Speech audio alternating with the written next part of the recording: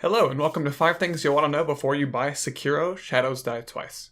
Before we get started, I wanted to mention that I'm trying to hit 10k by the end of the year. I was hoping we could hit 10k subs before 10 years on YouTube, so if you guys could help me by hitting the subscribe button, and if you'll check out some more content that I produce, I would really appreciate it. Alright, so let's jump right in. So first thing is, Sekiro is in Dark Souls. Now you may think, wow, that's so obvious, you're an idiot, but it may have the expectation for many players before they go in that this is going to be similar, how Bloodborne was to Dark Souls, but it's quite different. Even the difference between Bloodborne and Dark Souls is not nearly as big as the difference between Dark Souls and Sekiro. So it is still made by FromSoft. It's still developed by FromSoft, and even Miyazaki was working on it. He made the original Dark Souls as well as some other parts of the series. He wasn't a part of 2, but he was part of Dark Souls 3, as well as Bloodborne, I believe. But it's not the same universe. It's not the same universe as the Souls games. It's not the same universe as Bloodborne. It's actually set in I think a 1500s Japan. I'll have to annotate that if I got that wrong. But there's many completely different mechanics. There are still some that will feel familiar for veterans of the Souls series, but playing it myself and experiencing the game, it's quite different, so just don't expect it to be like Dark Souls. Second is, this point goes right along with number 1, is it's a stealth game. There's a huge emphasis on stealth. There is lots of sneaking and alternate paths and ledges. There's lots of verticality and a grappling hook to get you around on top of buildings and take additional paths around the enemy or behind them, things of that nature. It's a lot of fun using the grappling hook, I will say though, but it's a lot harder, for example, to engage multiple enemies. In Dark Souls, you could put on heavy armor, you could charge a crowd of enemies, and you could poise through, tank it, and usually be fine. That's how I know a lot of newer players would play the game. It's how a lot of people recommended for newer players to experience it, so they could get more comfortable first. But that is not really going to work in Sekiro. It's going to be a lot harder. And that brings me kind of into my third point, is that you won't be able to have your friends help you. There's no multiplayer in the game at all.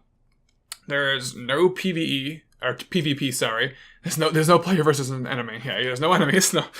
There's no co-op. There's no PvP. So you won't have your friends being able to help you, taking things on, take on these big crowds of enemies. They won't be able to battle you and test your skills as you would in PvP. That was a huge point. I know for a lot of veterans of the Souls games, they stuck with Dark Souls because they were doing a lot of PvP. Not everyone, but they're battling other players and changing their builds and trying fun stuff and just mixing it up in general.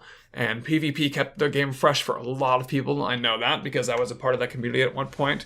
But that's not in the game at all. I don't think it ever will be with DLC or anything, so don't hold your breath for that. That also means there's no notes, there's no death stains, there's no hints in the game from other players, at least that I've seen. I haven't played too much myself, just a few hours, but it does seem like there's none of that. So it's just like a singular solitary experience you have. So just be warned. And the last point is second to last point rather, is a really big one. It's not really an RPG. That's maybe the biggest difference between this and Dark Souls or Bloodborne. It's more of an action adventure. There's a lot less focus on your character and more focus on the story and the way you play a level and having a lot of different ways to tackle a level. So it's like I said, more of an action adventure. There's no custom character, no character creation. You don't make your own character. You don't really change the way he looks, although maybe at some point with the DLC or later in the game you get an armor set and you can change the way you look, although I don't think I've seen that, because I've seen later cutscenes of the game and he's still wearing the same armor, so I don't think there's even a new weapon. There are customizable, his left arm, I won't say too much. I was just a prove before you buy video, so I don't want to spoil anything. It does have some special attacks and some things you get as you progress. So there is progression, but there's not the typical RPG character progression because it's not really an RPG. There's no leveling of any skills or attributes. Like, you don't have HP that you can pump points into. You don't have stamina. Well, stamina's not in the game at all, but you don't have stamina to up. You don't have strength or damage to up really at all. So it's very different. This may be the biggest point for a lot of people. Like, overall, a lot of people may be very surprised by this. I think the biggest abandon of the old Souls games, Bloodborne stuff. It's not an RPG. Like I said, there are abilities gained with progress, and there is reason to progress, and there is things that will begin as you progress, but it's just not the typical systems.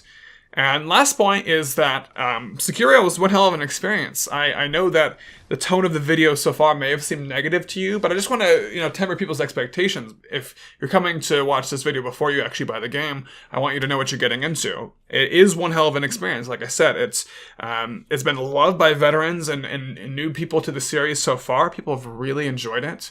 So if you do give it a fair shake, I think a lot of people will like it, whether whatever side you fall on, having never played Dark Souls or having played it a lot.